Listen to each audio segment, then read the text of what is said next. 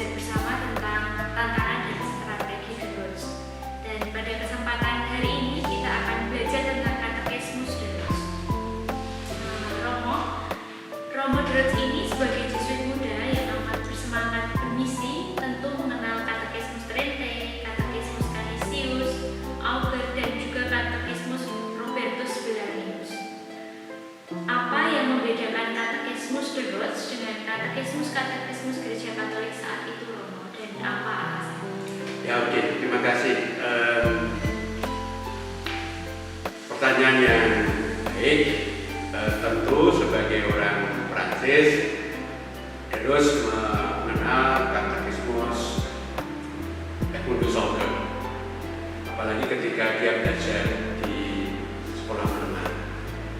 Nah, ketika dia menjalankan studinya mulai masa novisiat di Roma, ya tentu dia mempelajari juga katekismus Canisius, apalagi ketika di Roma rektornya, pimpinannya adalah Robertus Vilarius. Tentu terus mempelajari, mengenal katekismus Vilarius dan juga katekismus Konsili Trente. Yang membedakan antara katekismus The Roots dengan katekismus Gereja Katolik adalah genre. Genre itu artinya bentuk dasar. Katekismus The Roots tidak mengikuti genre katekismus Gereja Katolik yang isinya terdiri dari 4 pilar. Pilar pertama iman, kedua sakramen, ketiga moral berdasar hukum utama cinta kasih pada Allah dan cinta kasih pada manusia melalui 10 perintah Allah, dan terakhir doa. Katekismus The Roots juga tidak memakai model tanya jawab, melainkan katekismus The Roots berupa manual panduan yang perlu dipahami oleh katekis bagaimana membantu para katekumen mendalami harta kekayaan iman Gereja Katolik. Itu yang membedakan antara katekismus Gereja Katolik dengan katekismus The Roots, dan perbedaannya itu sangat signifikan. Baik, Romo. Lalu mengapa The Roots lebih memilih model katekismus yang menyerupai katekismus para Jesuit yang telah mendahului berkarya di Asia, seperti katekismus Fransiskus Saverius, katekismus Alessandro Valignano, dan juga katekismus Matteo Ricci, dan yang lain-lain? Oke, baik. Sebelum saya menjawab itu, saya beri catatan kecil. Katekismus yang kamu sebut Matteo Ricci sesungguhnya bukan katekismus, tapi merupakan semacam dialog pra-evangelisasi. Jadi semacam persiapan supaya sebelum evangelisasi orang telah dibangun hatinya supaya lebih terbuka untuk menyambut kabar gembira Injil Yesus Kristus. Tetapi ada kemiripan antara katekismus The Roots dengan tulisan Matteo Ricci di Cina, dan The Roots amat menghormati Matteo Ricci yang sangat mengenal tokoh besar Cina yaitu Konfusius. Keduanya menghormati Konfusius. Jadi katekismus The Roots dan tulisan Matteo Ricci. Keduanya juga menekankan manusia itu datang dari Allah maka secara mendasar terarah pada Allah. Itulah yang disebut kodrat manusia, inti hidup manusia. Juga keduanya sangat menyembah, menghormati Tuhan surga. Itu tulisan Matteo Ricci, bukan katekismus. Nah, sekarang alasan mengapa menggunakan katekismus Asia seperti Fransiskus Xaverius dan Alessandro Palikan. Tentu Deus ingin menghormati Jesuit pendahulunya yang juga sangat terkenal, apalagi seperti Santo Fransiskus Xaverius dan Ricci di Cina. Kecuali menghormati,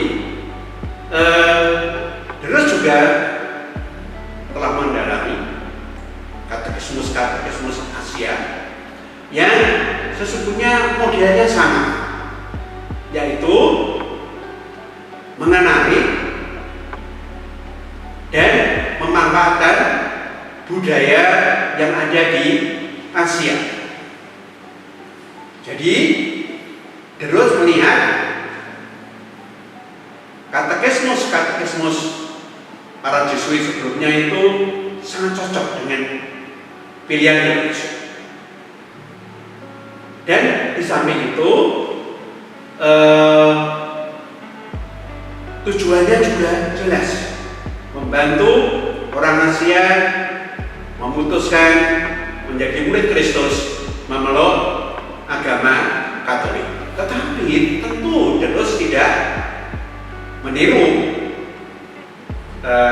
katekismus Santo Fransiskus Xaverius atau Palikano. Karena apa? Deus sadar dan tujuannya jelas, menyusun katekismus untuk orang Vietnam. Itu alasannya pokok. Ya, Romo. Jadi cocok dan benar bukan strategi karya evangelisasi Deus di tengah-tengah orang-orang Vietnam ya. Ya, tepat sekali.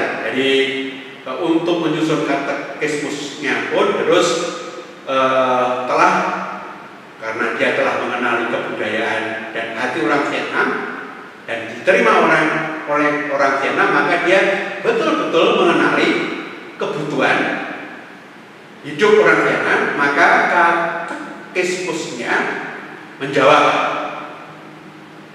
keadaan dan kebutuhan orang Vietnam, dan itu kita yakin mengena, cocok, dan juga mudah diterima oleh orang Vietnam.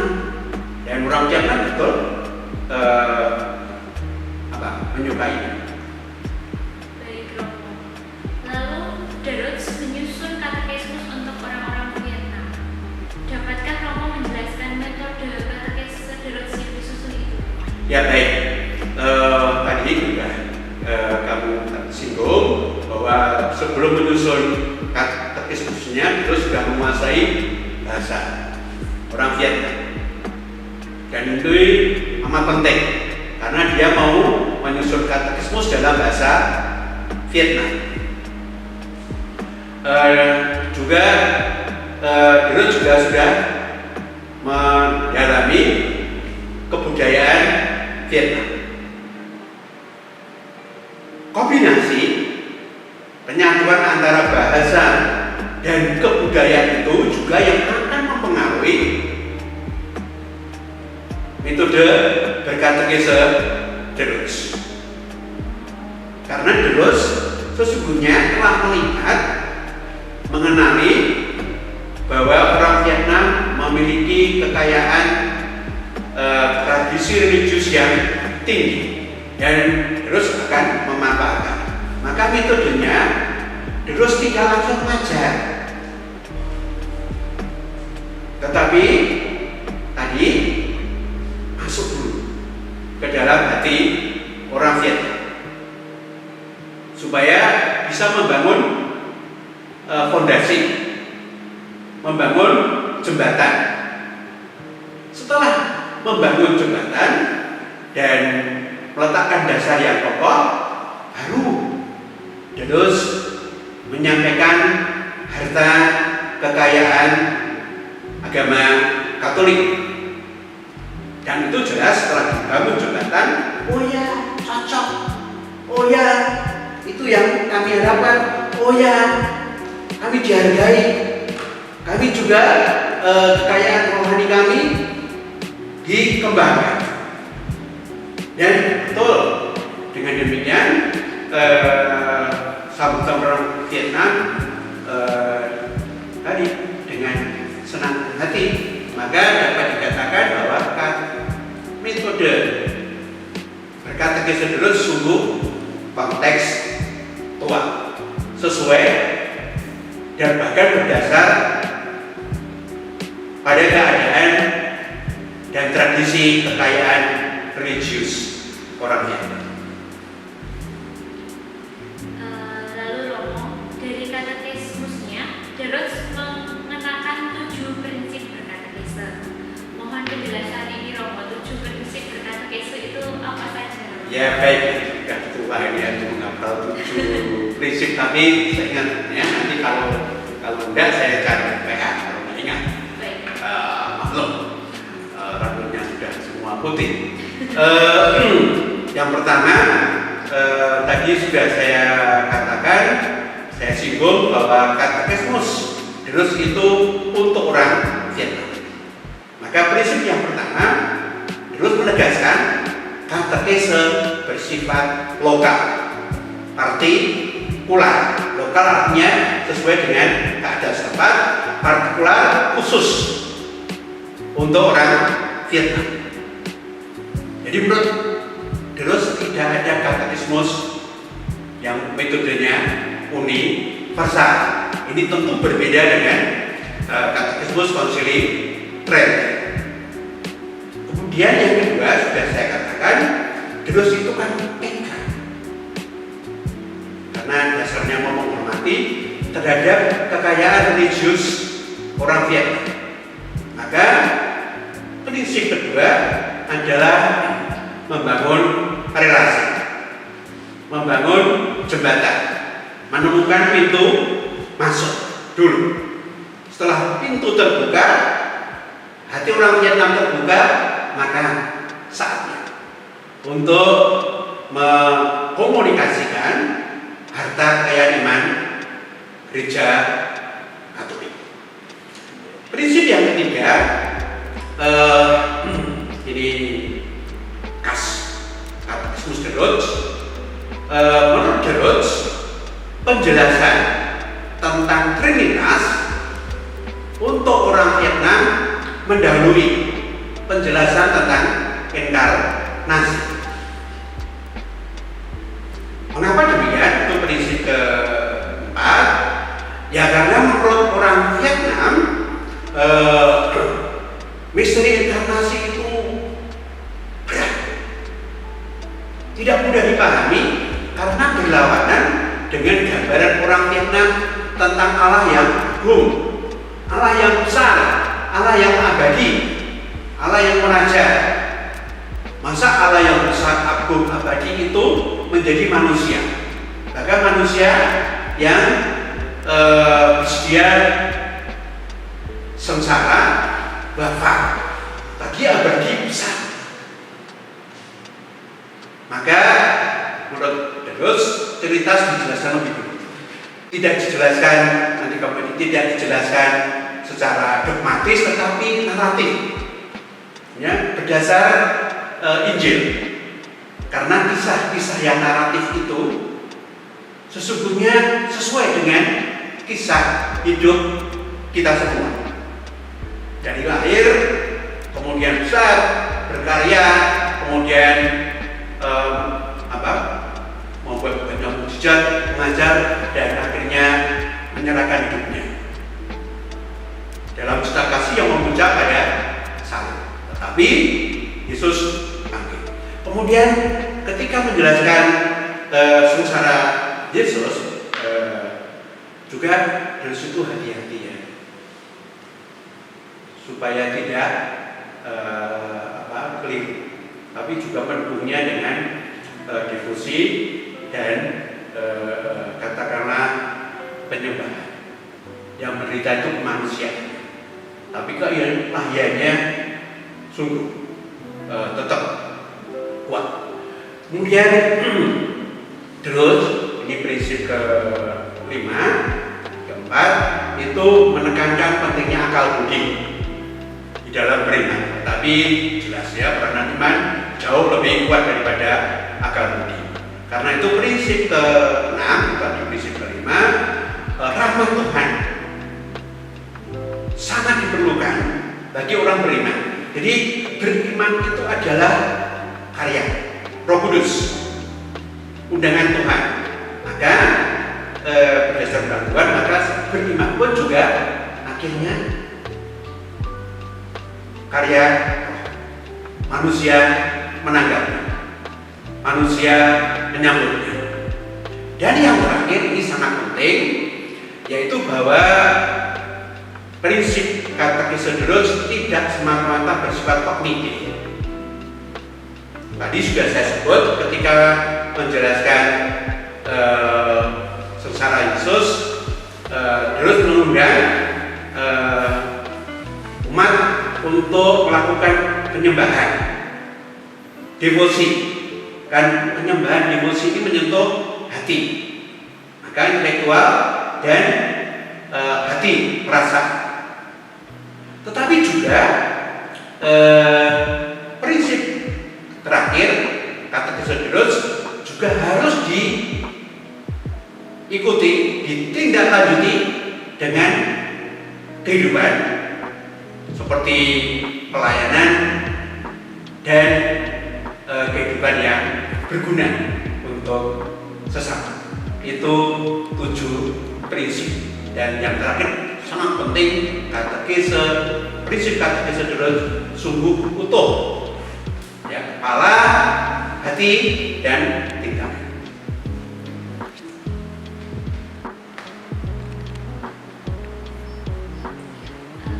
Baik Romo, tadi Romo sudah menjelaskan dengan sangat detail tentang 7 prinsip berkatekese yang dilakukan oleh Alexander the Groot.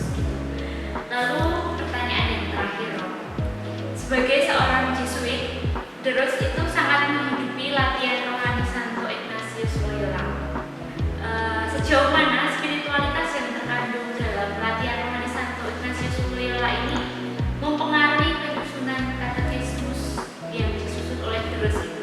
Ya, ini sangat luar biasa pertanyaan ini, ya, kan sangat penting untuk saya dan untuk kita semua. Ya betul ya, sebagai Yesuit, terus itu melaksanakan karya misinya berlandaskan karisma Segat Yesus yang terungkap di dalam latihan rohani. Terus istimewa, tidak hanya menjalankan 2 retret agung latihan rohani besar 3 kali. Pertama ketika manusia, kedua waktu tersier, dan ketiga kalinya ketika ditahan oleh Belanda di Batavia selama 3 bulan. 1 bulan dia gunakan untuk retret agung. Dan retret agung itu betul-betul membentuk dan mendasari kehidupan rohani the Groot. Karena itu sesungguhnya katekismus the Groot tidak hanya ungkapan intelektualnya, kecerdasan dirinya, tapi ungkapan dari pengalaman iman. Maka di dalam katekismus the Groot, para katekumen dan katekis yang membantu katekumen menemukan harta mutiara pengalaman rohani yang luar biasa itu. Ya memang seperti kamu katakan tadi, katekismus tidak 30 hari, tetapi 8 hari. Ini mengikuti retret tahunan Yesuit. hari. Struktur Katekismus The Roots juga amat menyerupai struktur latihan rohani. The Roots mengharapkan supaya para katekumen mengalami perkembangan rohaninya dan terwujud tujuan hidupnya seperti seorang yang menjalankan retret. Tujuan retret tidak lain tidak bukan adalah orang yang menata dirinya supaya hidupnya sesuai dengan tujuannya diciptakan. Menurut latihan rohani, manusia diciptakan untuk mengabdi Tuhan dengan sepenuh hati dan dengan demikian menyelamatkan jiwanya. Maka tujuan Katekismus The Roots adalah membantu para katekumen untuk menjadi Katolik juga dengan sepenuh hati.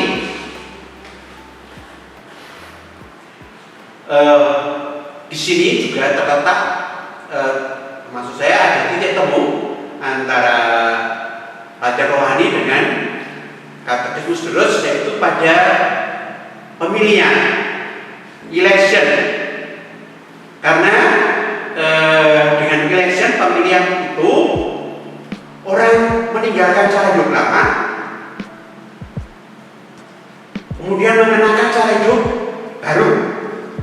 Cara hidup lama di dalam Katekismus The Roots adalah ketika mereka belum menjadi Katolik. Misalnya melakukan praktek-praktek hidup yang berbau takhayul. Kemudian juga ada penyembahan berhala. Maka The Roots minta betul-betul pada katekumen untuk menolak segi-segi takhayul, penyembahan berhala, dan kepalsuan dari agama yang ada. Nah, melalui eleksi itu atau pemilihan itu, ini kan namanya titik balik, point of return. Kemudian pelan-pelan Yesus memasukkan kisah Yesus. Setelah kisah Yesus, kemudian harta kekayaan agama Katolik. Dan akhirnya orang dipanggil oleh Yesus, semua orang, untuk menjadi murid-murid Yesus dengan cara ya mengenakan dalam cinta kasih Yesus. Keduanya juga menggunakan doa yang melibatkan akal budi di dalam meditasi, tapi juga kontemplasi, memori, imajinasi, tapi juga kehendak yang kuat. Dan terakhir akhirnya latihan rohani betul-betul menjadi jiwa Katekismus Alexander The Roots. Baik Romo, terima kasih sekali. Menarik sekali ternyata tentang Katekismus Alexander The Roots ini yang boleh saya garis bawahi dan yang menarik bagi saya tentang bagaimana The Roots ini sungguh-sungguh mementingkan dan menitik beratkan pada sebuah tradisi juga Romo, karena The Roots tidak meninggalkan apa yang pernah diajarkan oleh para pendahulunya yang telah memulai terlebih dahulu sebelum The Roots seperti itu.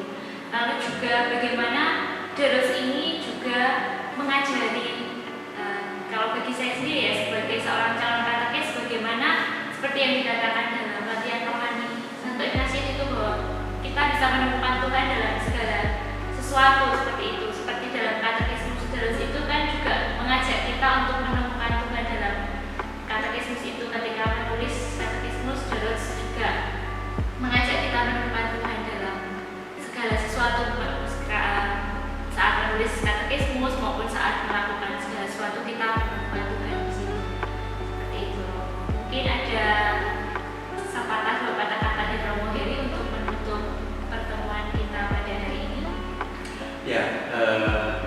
silakan Anda sungguh-sungguh mempelajari terus, karena tokoh ini istimewa.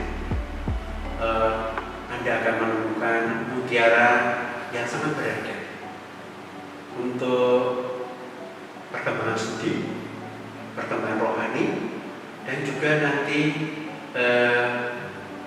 perkembangan hidup Anda secara utuh. Terima kasih Romo, terima kasih teman-teman untuk perhatian dan segala sesuatunya. Kita sudah belajar banyak tentang Alexander the Rhodes. Mari kita lakukan apa yang telah tadi diberikan oleh Romo Heri, bahwa kita menjadi seorang katekis yang